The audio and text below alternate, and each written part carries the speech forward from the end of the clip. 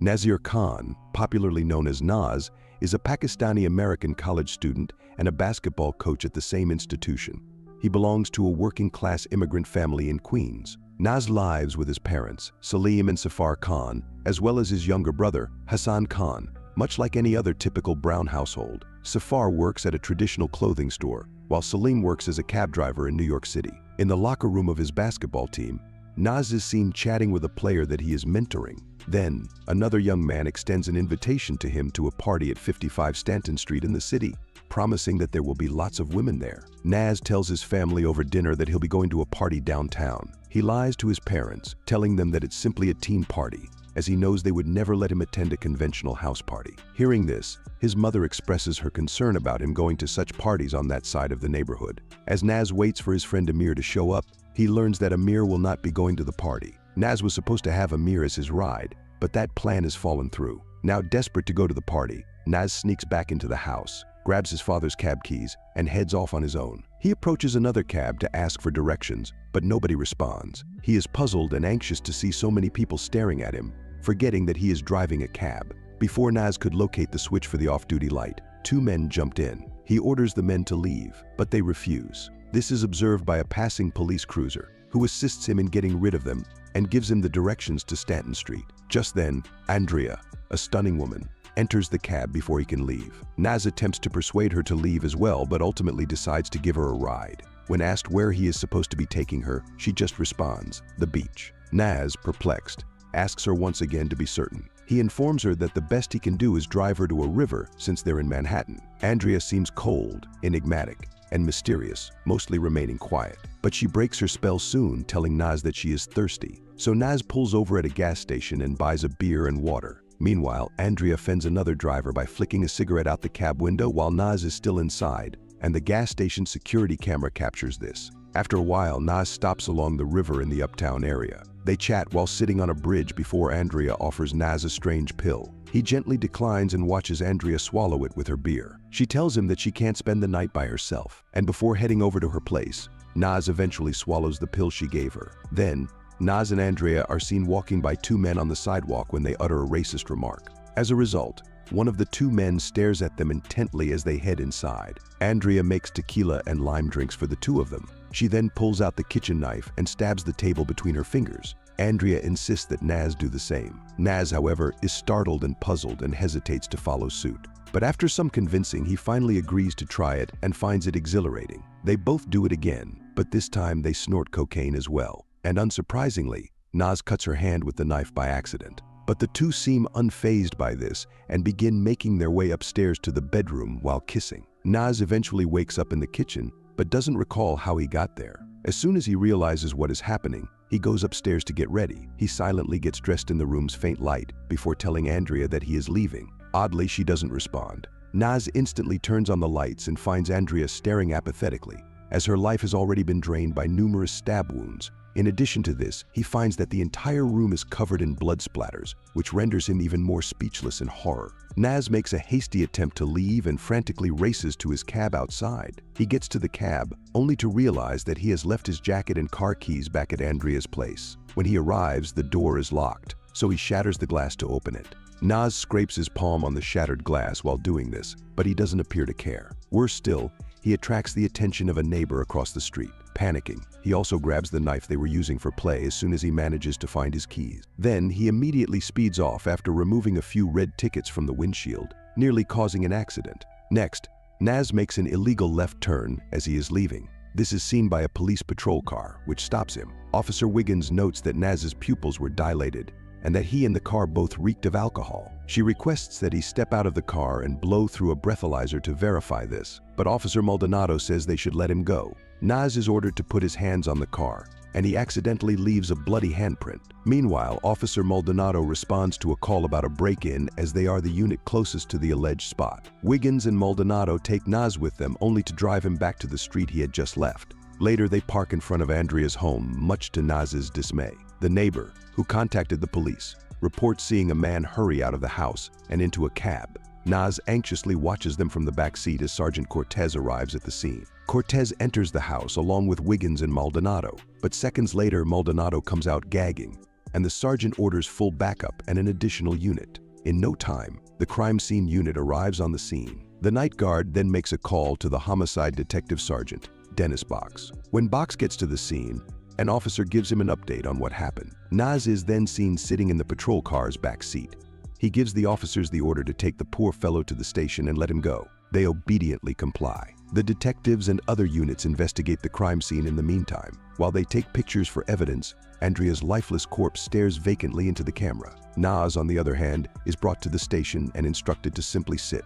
He complies, then proceeds to sit and observe. He only stares at his phone, too terrified to call anyone to save him. In addition, he abruptly realizes he still has the knife in his jacket. At about the same time, Box receives input from the CSU unit that the murder weapon was a sizable knife. Next, the guy who had earlier thrown Naz's racial remarks walks down the same street. Later known as Trevor, he approaches a police officer present at the scene just outside the house and asks about the commotion. Trevor asks, "Did he kill her?" But the cop obviously doesn't respond. Overhearing this, Box approaches Trevor to inquire about what he witnessed. Trevor states that the man who was with Andrea was a Muslim. The detective then orders that Trevor be brought along with them to the precinct for more interrogation. Back at home, Naz's brother Hassan notices Naz is missing in his room and alerts his father, Salim, of the situation. They try to call Naz, but he doesn't answer. Safar, their mother, hears the noise and gets out of bed too. When they call Amir, a friend of Naz's, he informs them that despite their prior plans to go to the party together,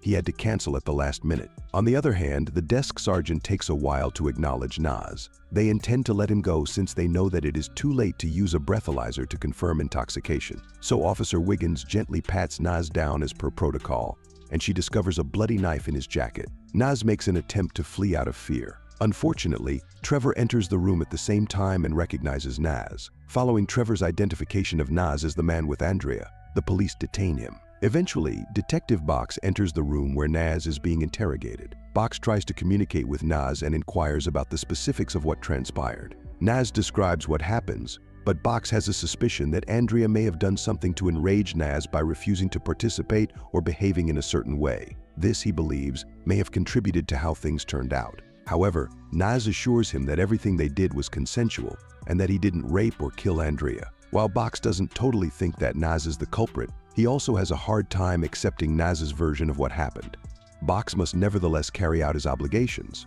Therefore, Naz is required to take off his clothes, be searched, then fingerprinted and photographed as per the protocol. This is when they notice his scratched back and the cut on his left palm. Naz agrees when Box requests his permission to take mouth and penile swabs for the DNA evidence.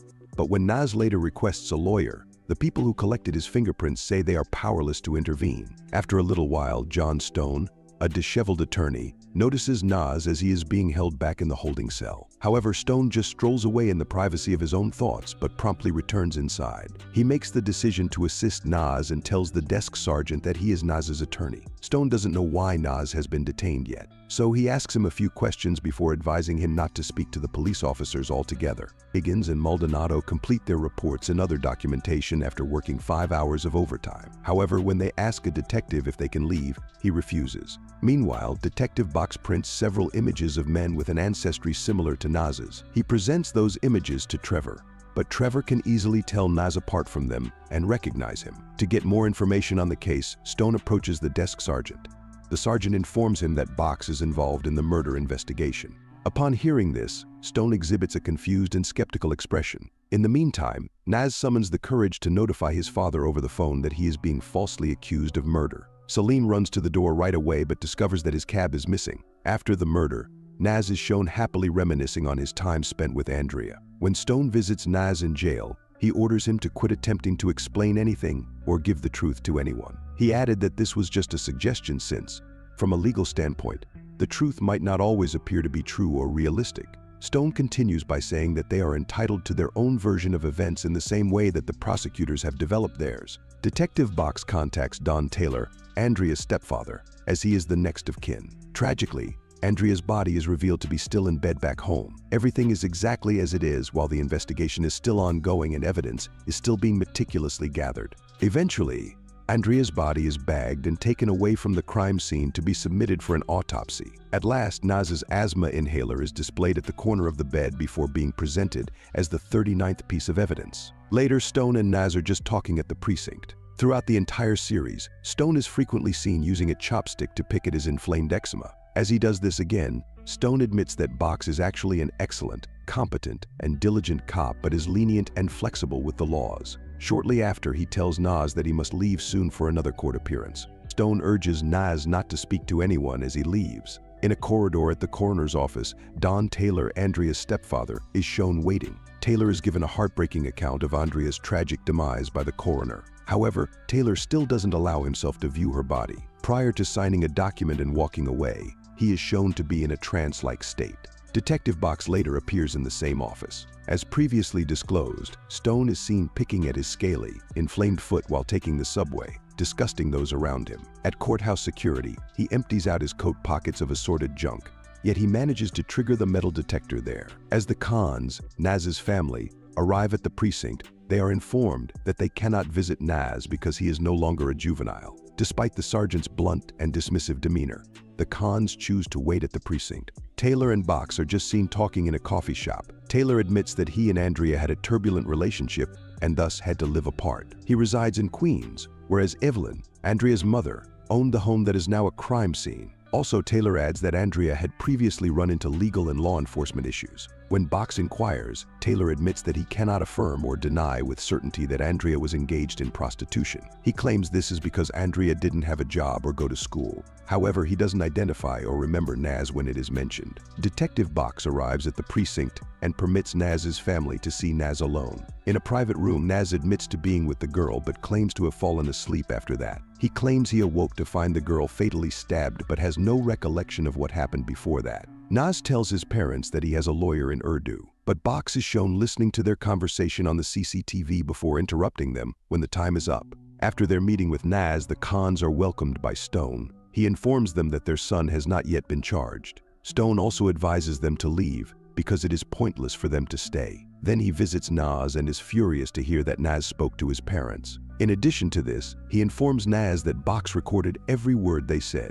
Later, it is seen that Box is talking cordially with Naz. Box tries to belittle Stone by implying that Stone is only in it for the money, whereas he is seeking the truth. He also tries to persuade Naz to open up to him. Box continues by saying that even though the case is already closed, he still wants to hear the whole story from Naz. However, Naz tells him firmly but respectfully that Stone has told him not to speak to anyone. Box is aware that Naz requires an inhaler for his asthma and delivers it to him before leaving. Box returns Naz's clothes to him before transporting him in a police van. Box is seen getting into his car. Stone arrives home via the subway, and the Khans are seen quietly seated at the dinner table. On the other hand, an extensive prison facility is accessed by the police van. Before being escorted inside, Naz and the other inmates are instructed to empty their pockets and go through metal detectors. Other prisoners are screaming at a distance in the disorderly, crowded prison. The inmates are led to a holding cell before being assigned beds and other essentials. A young man in distress is seen crying and throwing up,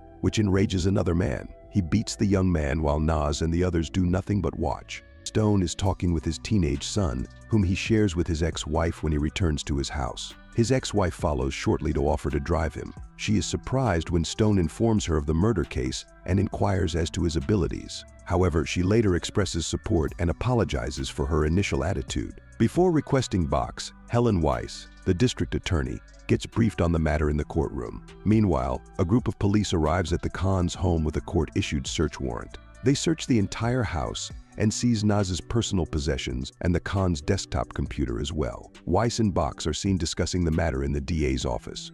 Weiss tries to put Box on the spot about how they will lose the case, but he promises that they won't. Moments later, Stone is waiting for Naz with the Khans at the court. Naz enters a not guilty plea to first-degree murder and several other offenses. Hearing all of those accusations completely shocks everyone in the courtroom. Then, an assistant district attorney asks for remand, arguing that because Naz poses a flight risk, he should be detained. Stone counters that there are no eyewitnesses to the actual crime, which makes the evidence supporting Naz merely circumstantial. The judge denies bail, and Naz is ordered to be locked up once more. Finally, he is shown being driven to Rikers Island in an armored police van. At Rikers Island, a police officer instructs Naz to fill out a form where she inquires about his sexual orientation, drug use, suicidal thoughts, and gang affiliation. She then wishes him luck due to Naz's negative response to everything. Meanwhile, Box is seen preparing the arresting officers, Wiggins and Maldonado, for trial. The detectives and officers are concerned that the jurors will sympathize with Nas because they lack any horrifying or negative evidence or background information on him. Stone is chatting with an ADA in the men's restroom while subtly inquiring about the strength of their case. He is concerned by the ADA's response that the trial will be over swiftly. Stone stops by the Khan's house to talk about the charges and Nas's trial. He warns them that the trial could drag on and that Nas might be sentenced to life in jail. Stone adds that if the matter gets to trial, he will charge a flat fee of $75,000. Salim makes it clear that they cannot afford him. They react similarly when Stone reduces the price to $60,000. Stone also warns them about legal aid lawyers who are simply interested in the money while remaining silent about the fact that he is exactly like them. He then provides them with a sample retainer, which they must carefully read and sign after settling on a price of $55,000. While Nas is going through additional jailhouse procedures, he observes an inmate being led from his cell by a female guard. The King of Queens, or Freddie, as we learn later, is being taken somewhere, although it's unclear where. Apparently, Freddie and the female guard are simply leaving to have sex in a utility room.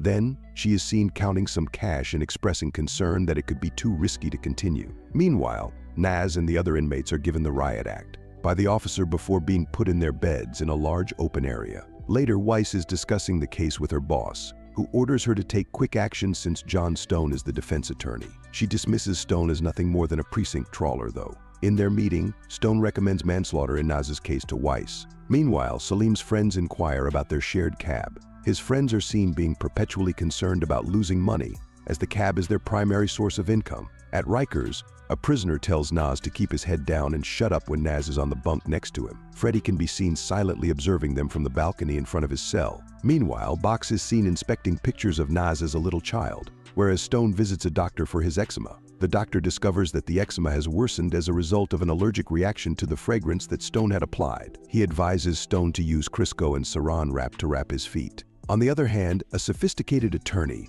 Allison Crowe, holds a press conference while defending a flight attendant in a claim of wrongful termination. In the meantime, the Khans pay another visit to Nas at Rikers. Nas tells his parents in detail what took place that night as they meet him. He assures his parents that he did not kill Andrea, and that everyone is just falsely suspecting him. Salim makes an effort to soothe and console his son. Just then, a media representative informs a group of reporters about Nas's case in a televised news conference. This press conference is being watched by everyone, including the female attorney mentioned earlier, the imprisoned inmates, and Pakistanis living in the United States. Just when Stone has a chance to respond, he declares that Nas is as American as baseball. Back in prison, Nas already faces a rough time, and other prisoners keep approaching him to harass him and inquire if he really did rape the girl. Just then, a male guard approaches Nas and hands him a pair of black sneakers that Freddie gifted him. After taking a shower while wearing those shoes, Nas is seen once more alone in his thoughts. On the other hand, Salim's friends try to retrieve their taxi, but the policeman advises them to simply get a lawyer as the state will sue them to keep the vehicle. Moreover, he also advises them to file a case against Nas and accuse him of grand theft auto in order to get the cab back. The policeman hands them a business card for John Stone as he says this. After hearing this, Salim is too stunned to respond. Meanwhile, Stone explores the crime scene and captures photographs of the gory bedroom. When he notices a cat outside, he assumes it belongs to Andrea and opens the door for it. The cat curls up at Stone's feet, and he proceeds to pour it some milk. The next day, Allison Crowe finds Chandra Kapoor, a young Indian attorney, and visits the Khan's home. She ensures that they haven't signed the retainer and proceeds to belittle Stone for being an inexperienced and incompetent lawyer. She offers to represent them for free, in contrast to Stone's $55,000 fee. Back at Rikers, the inmates are seen watching television when Freddie offers Nas a cell phone, which he declines. Meanwhile, Stone purchases clothing and socks for Nas from a street vendor before visiting him. Nas is on the telephone with his father, who tells him that they are switching attorneys. Nas is perplexed by their decision, considering he favors Stone. Afterwards, Stone visits Nas in prison and gives him the clothes he previously purchased. He continues to brief Nas on the case before being abruptly cut off by Nas's disclosure that they now have a new attorney, Allison Crowe. Stone is also puzzled, but he gives the impression that he is aware of his family's perspective. Still, he hands Nas his card before leaving, and Nas is taken back to his cell. The next day, Stone meets Kapoor at Crowe's office. He accuses them of robbing him of his client and taunts Kapoor for willingly agreeing to be a prop. Stone notices a pair of brand new shoes displayed on a storefront as he walks back home. He looks at them longingly because he won't be able to wear them due to his eczema. Just then, Stone passes Andrea's house and notices Andrea's cat curled up and purring at the candle shrine there. He feels awful for the cat and apologizes to it for not being able to care for it because he is allergic. Returning to Rikers, a male guard leads Naz to visit Freddy in his cell. Freddy, the king of Queens and gang leader, has a private cell with many privileges. Naz doesn't understand why he has been called over. With a friendly voice, Freddy speaks to Naz and talks about family and the neighborhood. He reveals to Naz that the other inmates despise him as a rapist. After that, Freddy asks Naz to close his eyes and touch some raw flesh as they talk. Freddy jokes that what Naz is touching is a heart, and he swiftly takes his hand away. Right away, Freddy adopts a grim expression and offers to protect Naz. Stone, on the other hand, is concerned about Andrea's cat and brings it to an animal shelter. The shelter representative informs him that the cat will be euthanized if it is not adopted in 10 days. After his meeting with Freddy, Naz is led back to his bed by the male guard. The inmate next to Naz's bed inquires as to why Freddy wanted him over. He responds that Freddy offered him protection, which he declined. Later at night, Naz gets up to use the restroom. As he returns, he is horrified by his flaming bed and notices the other convicts are staring at him and making threatening gestures. After a while, Naz stares in silence as the guards remove what's left of his burned-out bed. Naz gets a glare from the inmate next to his bed as he gathers his possessions and walks away. At the Khan's residence, Salim, Safar, and Hassan are continuously harassed by the media and other strangers. Salim notices a crowd of media gathering outside as he is about to leave home, which stops him as a result. The next day at Rikers, a prisoner requests to borrow Naz's credit card to make a purchase at the commissary. He swears to pay Naz back and thus allows him to use the card. Afterwards, Naz is told to toughen up more by Calvin, another prisoner, who urges him to resist following orders from everyone there. He also explains to Naz the concept of a correct prison gaze. Naz is not aware of this, and Calvin proceeds to teach him. Meanwhile, at the precinct, Stone is shown to be contemplative and reflective. He leaves the police station and attends Andrea's funeral.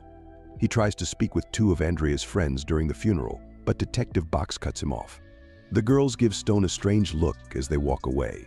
Stone makes fun of Box by claiming that even Box is curious about what truly happened that evening. After this, Stone notices Taylor and another man arguing at the funeral. He takes his phone to record them on camera.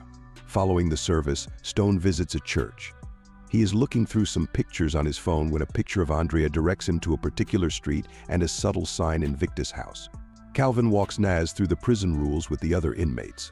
He advises Naz to work out in the gym to get muscular and appear threatening, but he warns him to be careful about the weight bench he chooses. Calvin also warns Naz not to get too close to Freddy, who is staring at them from across the gym. In the meantime, Stone visits the Invictus House, which he takes pictures of from across the street. Suddenly, the Invictus supervisor and the assistant approach him and urge him to leave. They accuse him of violating their privacy, but Stone quickly fabricates a narrative about having a son who needs rehab and walks away. On the other hand, Hassan is bullied at his high school as a result of Naz's imprisonment. Following this incident, the vice principal requests that his parents withdraw him from the school.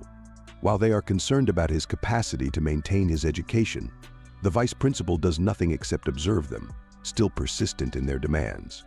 Just then, the previous Invictus assistant follows Stone down the street and offers a $350 proposal to capture pictures of Andrea. Back at Rikers, Calvin is still teaching Naz about life in prison. He explains that anything may be a weapon there. For instance, he adds baby oil and boiling cup noodle water can be combined to make a substance that resembles napalm. The next day at court, Stone persuades the judge to free a prostitute, with whom he later sets up a date. He runs into Kapoor in the courthouse hallway and gives her a copy of Andrea's file. Andrea was reportedly in rehab 3 times in the last 2 years. He offers to sell the file to Kapoor for $500 and suggests she retrieve the same information through a subpoena. Naz is seen in the prison wearing an orange jumpsuit before leaving for court. Instead, a guard hands him blue coveralls, another gift from Freddy. Outside the court, Allison Crow, Detective Box, and the Khans are swarmed by the media. Crow formally introduces herself to Naz in a holding pen. They have a brief discussion about the case and the courtroom setting. She then gives him a comb discreetly so he can straighten his hair and seem presentable. With a sweet smile, she responds that it's a good thing they didn't give him the orange coveralls. At the trial, Stone enters the courtroom and takes a seat behind the DA. Crow makes the same argument Stone used earlier to try to get Naz released on bail after pleading not guilty to the grand jury's indictment. Yet she continues to belittle and insult Stone. Naz is returned to prison after the jury declines to grant bail.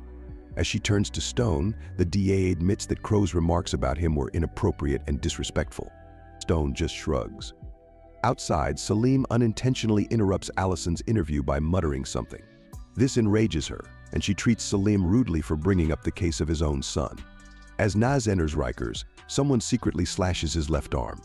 He gets into his bed and uses the sheets from his mattress as a bandage. Naz approaches the guard right away and requests to see Freddy. As soon as he reaches Freddy's cell, he questions the purpose of giving Freddy the blue costume. Freddy goes on to say that the judge's judgment may be swayed by the orange jumpsuit, which typically indicates a violent offender. During their conversation, Freddy asks which item on his wall he is most proud of. Naz notices and points to a high school diploma. Freddy explains how much he enjoyed school and how pleased he is with his real diploma. Freddy, like Naz, stands out among the other inmates, which makes the young man smile. Furthermore, Freddy makes fun of his group's lack of intelligence and then hands Naz a paperback copy of Jack London's Call of the Wild. He tells Naz that the book will help him survive his time in prison, to which Naz replies, "I've already read it."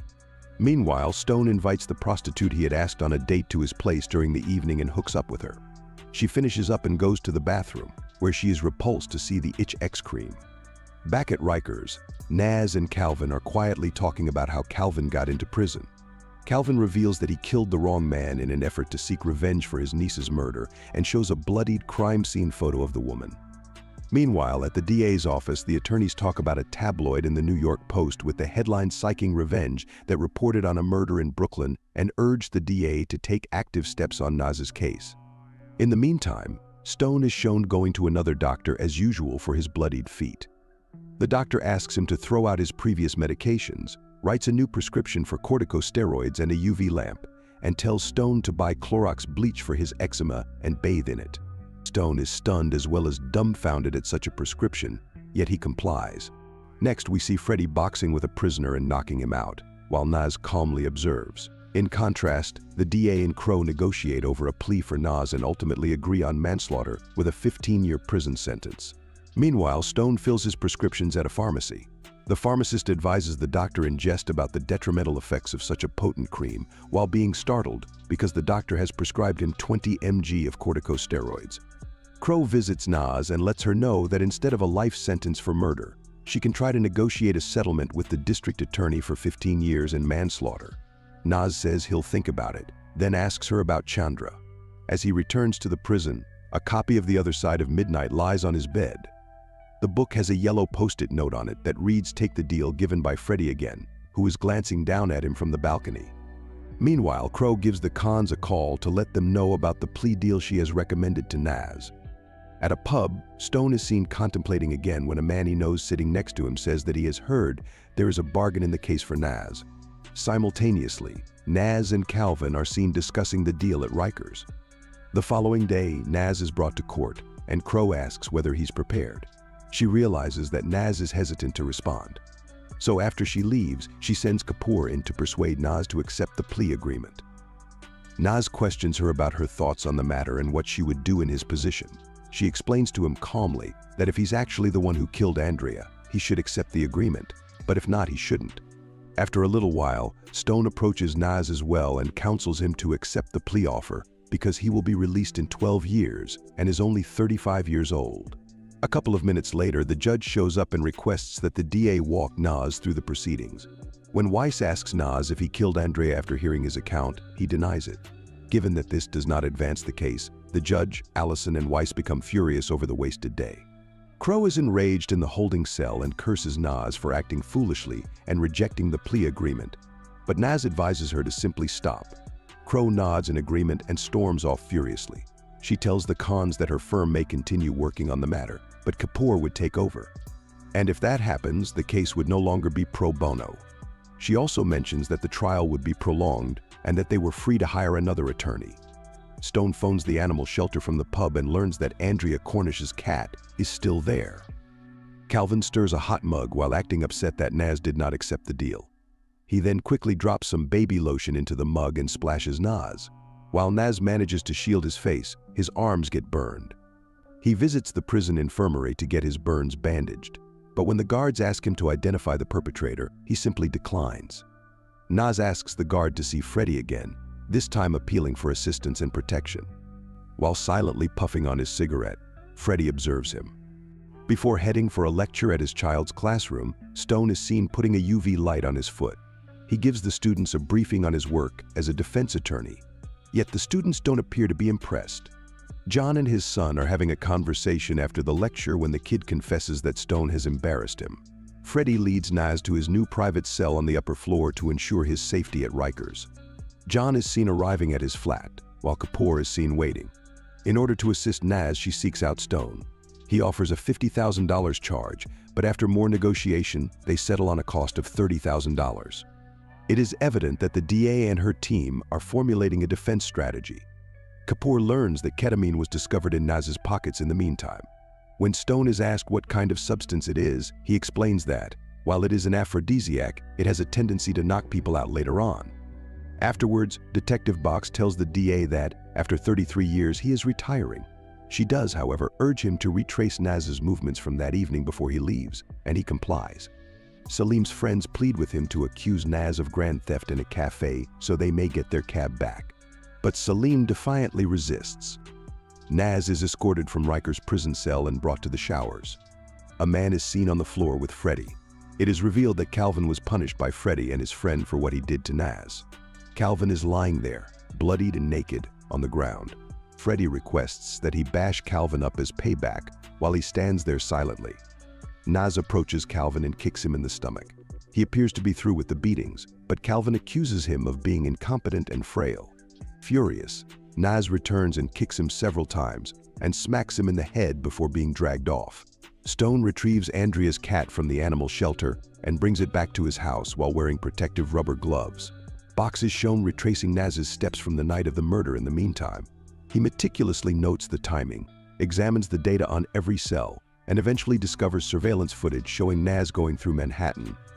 Following these actions, he then illustrates the route on a street map.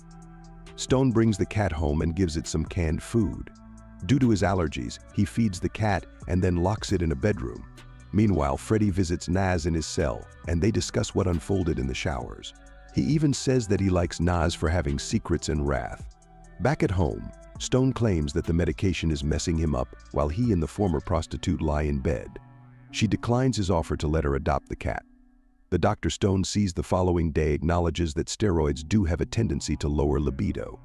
He can, however, freely select between erections and eczema. The station receives Trevor to be questioned by the DA about the murderous night, but the DA dismisses Trevor from the list of potential witnesses since he is argumentative. Naz shaves his hair, smokes, and watches TV with Freddy and his crew back at the prison. Later footage shows Freddy and Naz playing chess.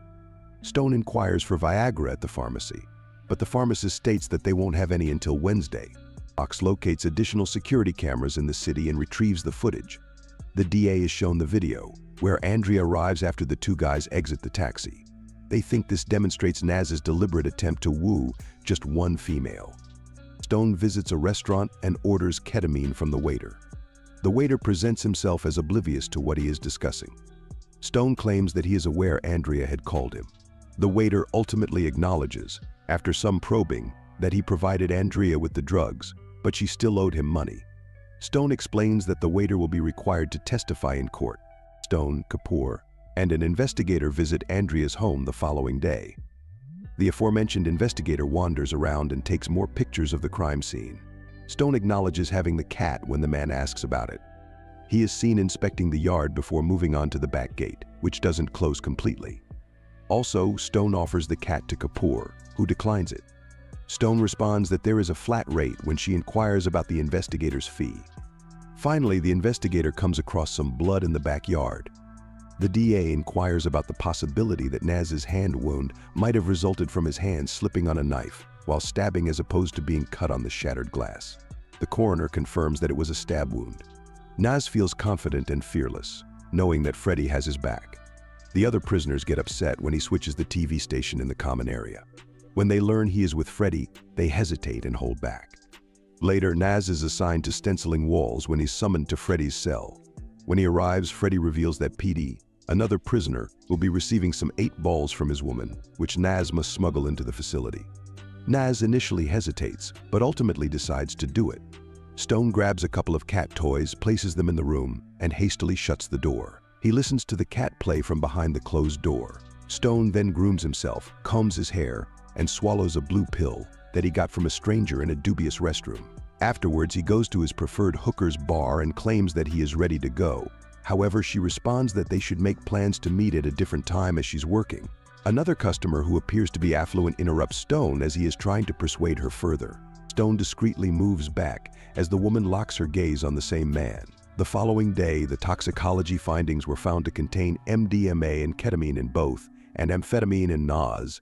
The reports reach Kapoor as well, and Stone acknowledges that they don't truly know Naz. Meanwhile, Naz is seen practicing swallowing grapes as he tries to smuggle the drugs. The next day, Stone visits Naz at Rikers and confronts him about the toxicology results. He gets defensive and denies using narcotics. Stone believes it was Adderall, though. He claims that the fact that using Adderall without a prescription is illegal and can be problematic for the case. While discussing the same subject with Stone and Kapoor, Naz frequently casts a glance at PD's way. PD hands Naz 4 speedballs as he turns to leave the visiting room. All 4 of them are discreetly swallowed by Naz behind his hand. Stone observes it even though he does it secretly, and he warns Naz that if he is caught, the case would be over. Naz then recalls the murderous evening and says that there were actually 2 men outside Andrea's home, not just one. Naz exits from the visitor's room and heads to Freddy's cell. To get the pills out, he has to poop in front of the other people in a tub. Naz swallows laxatives to force the 4th one out after the other 3 come out with ease. Kapoor and Stone are watching Trevor Williams' interview back at Stone's place. When he claims to be alone with the police, they discover that he is lying. Stone pursues Trevor that evening and confronts him when he's by himself. He is then persuaded by Stone to admit that Dwayne Reed was the other man. Stone calls Kapoor immediately to confirm if the well-known gangster Dwayne Reed has an active arrest warrant. He walks into a grocery store and asks to see Reed eventually. He is led to the back.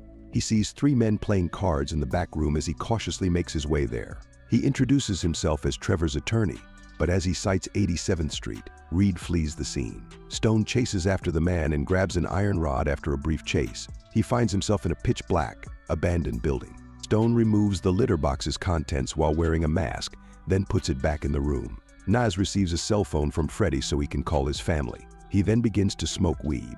Naz calmly observes as usual.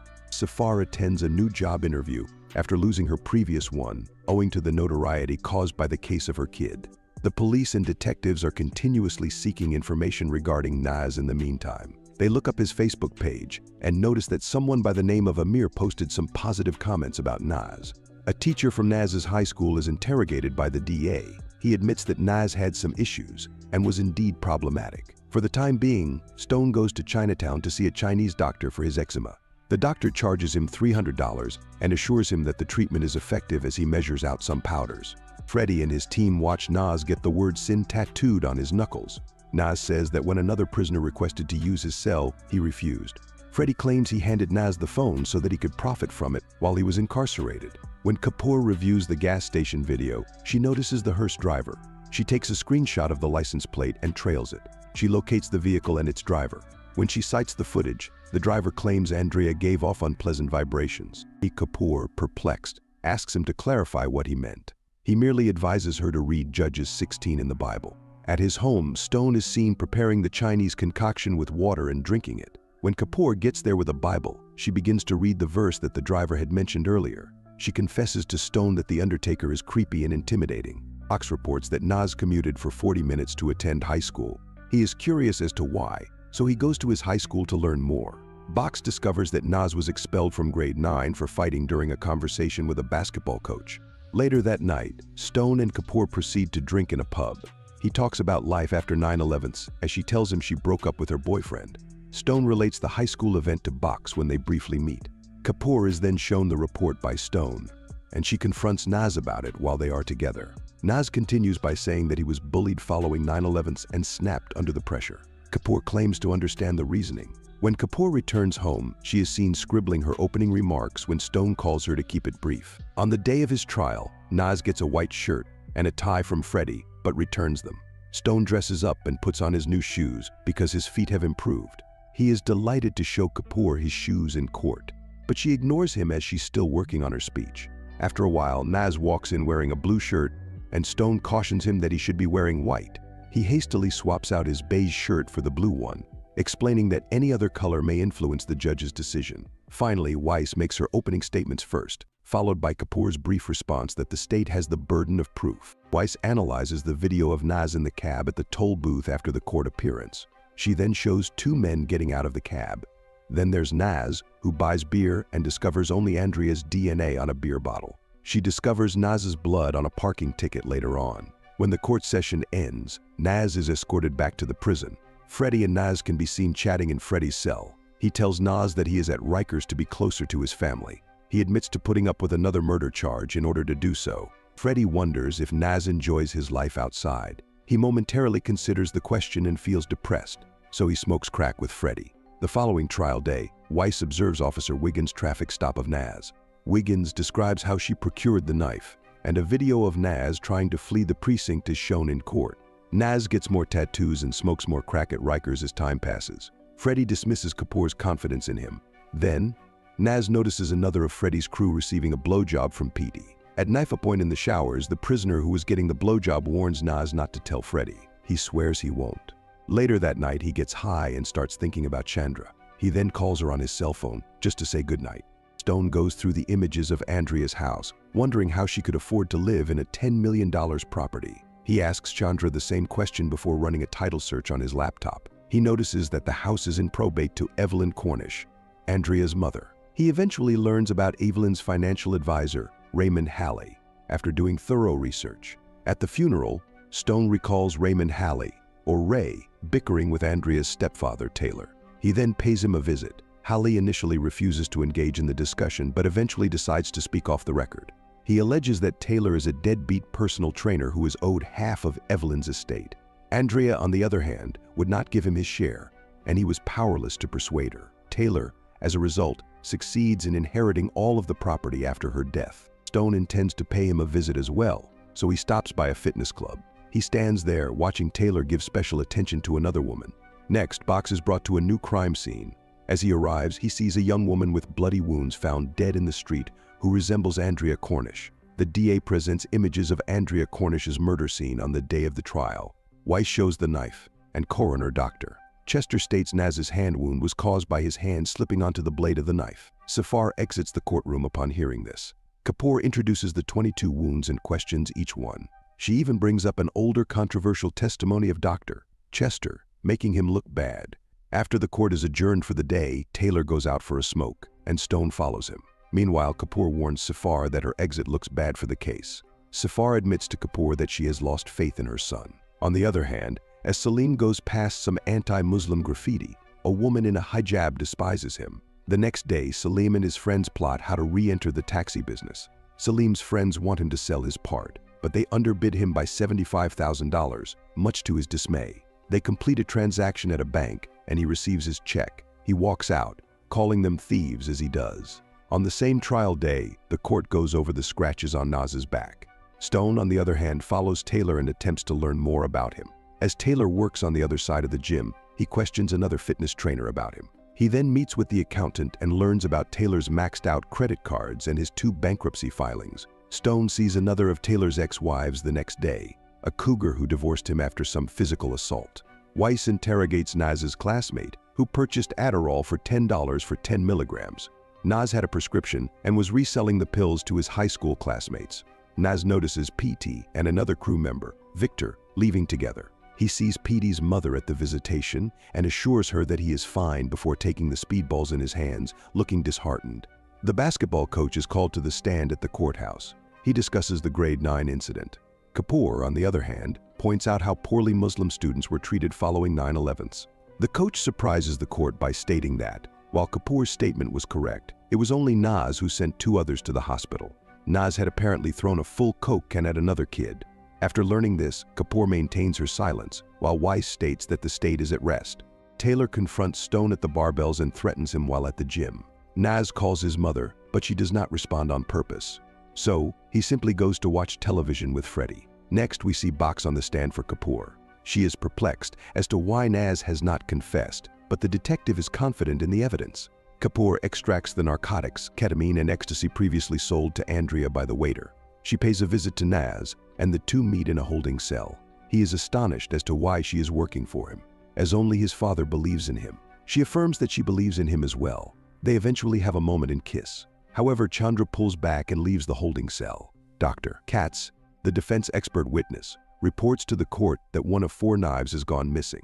Andrea and Naz were supposedly playing Mumblety-Peg a knife game, which is explained further. He goes on to state that for many years the front gate has been rusty and ajar. The back gate is likewise open, and a window on the second level is accessible from a tree. Also, anyone stepping up the steps from the front door blocks the view of the kitchen.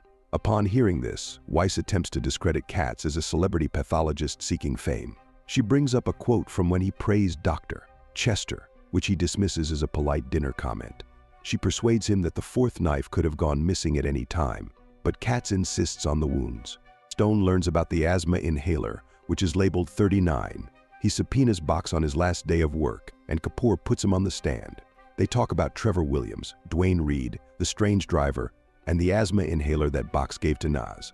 She describes his behaviors as unprofessional and unethical and claims that he may have sought to hide them unconsciously. Back in prison, Naz rushes to the washroom when he notices Petey has slit his wrists and is dead. Freddie is baffled as to why Petey would do such a thing. He's concerned since this has hindered their drug distribution, and Naz speaks out about what he knows. Then, Freddie murders Victor, the BJ receiver, in the morning while Naz distracts the guard. Box analyzes the Andrea Cornish video and observes how nervous she appears to be about being followed. In court, Kapoor questions Trevor Williams, who acknowledges being with Dwayne Reed on the street outside Andrea's house. Kapoor then confronts Reed, who has committed 7 house burglaries with a knife and has a history of other violent crimes. Following Reed, Kapoor confronts the creepy driver, the Undertaker, who also has a history of knife violence. Yet, it is unclear where he went after leaving the gas station. Weiss has no objections to these topics. Stone notes this and tells Kapoor that Weiss is worried but is trying not to show it to the jury. In retaliation for their fitness club altercation, Stone issues Taylor a subpoena in an alleyway and angrily threatens him with an ex-client from New Jersey. At the courthouse, Taylor is questioned by Kapoor, who brings up his reason for killing Andrea the inheritance of the $10 million property. Taylor denies murdering Andrea and seems unconcerned about his gold digging. In fact, he even applied for the estate before Andrea's funeral. Box discovers additional footage of Andrea leaving a restaurant and arguing with a man on the sidewalk. He makes the manager hand over the credit card receipts from that night. Just then, Box runs into an old acquaintance who owns a private security agency and asks him to obtain information from credit card receipts. On the other hand, Kapoor tells Stone she wants to summon Naz to the stand. Stone says it's a mistake because they've already established reasonable doubt and Naz might erase everything. In the holding cell, Kapoor asks Naz if he will do it, and he accepts but begs for a favor first. Kapoor agrees and purchases condoms at a drug shop before visiting a street drug dealer. Naz is escorted to the courthouse, still suffering from withdrawal symptoms. In the holding cell once more, Kapoor sneakily passes him a pill and the parcel from her vagina. On the stand, Naz is dressed in a white shirt, and Kapoor guides him through the night. Naz maintains his innocence while remaining calm and contrite. Helen Weiss continues the attack, interrogating Naz about his Adderall sales, the stolen cab, the details of his intercourse with Andrea, why he didn't contact 911, and why he took the knife. Naz is uncomfortable and unsure of himself. Kapoor then declares that the defense is finished. Stone is gloomy and tells Kapoor that they have no chance of winning. Later that evening, Stone comes back home, takes the cat, and returns it to the animal shelter, as it was making his allergies worse. On Friday, the court instructs the jury to spend the weekend without using electronic devices so as to not influence their decision through the media. Box examines a list of phone numbers and phone calls. He emphasizes a sequence of phone calls from Raymond Halley.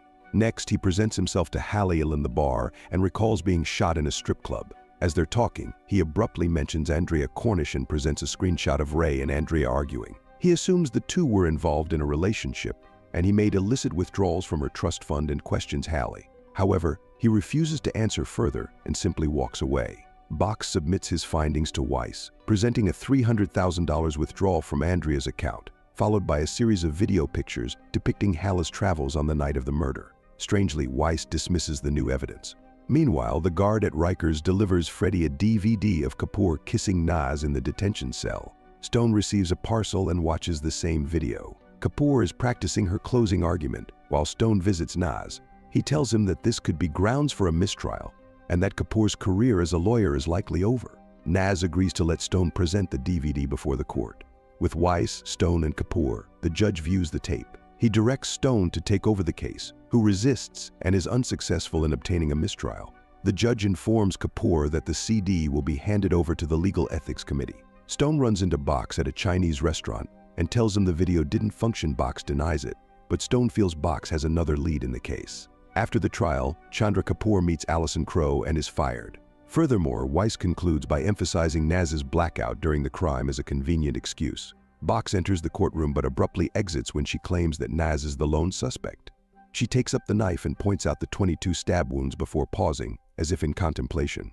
Stone's eczema flares up in the evening as he struggles with his draft argument. He tries every remedy he knows but finally goes to the hospital. There, they discard his herbal treatment and speculate that it is due to stress. Back in court, Stone, wearing white gloves, declares to the jury that Naz has the constitutional right to be presumed innocent beyond a reasonable doubt. He admits Naz stole a car, took illicit narcotics, fled rather than reporting, made an unlawful left turn, and resisted arrest. The murder evidence, however, is circumstantial, and the authorities did not attempt to investigate anyone else. Everyone then awaits the verdict of the jury. Naz is taken back to Rikers Island. At this point, Freddy finally explains to Naz why he shielded him. He saw Naz's innocence and took care of him so he wouldn't be a completely cold individual. As Naz hears this, he remains silent and quietly takes a hit of crack. The next day, the foreperson of the jury reveals that the jury is hung 6-6, which displeases the judge. Weiss also declines to prosecute a retrial, even when one is granted.